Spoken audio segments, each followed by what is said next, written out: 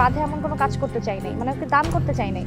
আমরা ভাবলাম একটা প্ল্যান করে ওকে টাকাটা দিয়ে কিভাবে উপকার করা যায়, তাই পুরাটাই নাটক ওর উপকার করার জন্য। আচ্ছা, এবার বুঝতে পারলাম যে আসলে ব্যাপারটা কি। আসলে আপু, ভাইয়া, আপনাদের কি বলবো, মানে এই যুগে মানুষ মানুষকে আসলে এভাবে উপকার করে না। আর আপনারা যেটা করলেন, এটা আসলে আমি ভাষায় প্রকাশ করতে পারবো না যে আপনাদের মতো মানুষ আসলে আমি কখনো দেখি নাই।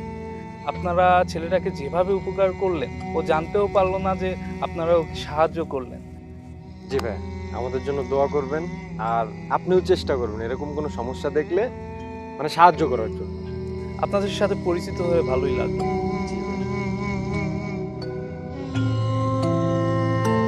এভাবেই মানুষের বিপদে তার পাশে দাঁড়াতে পারি তারই অজান্তে।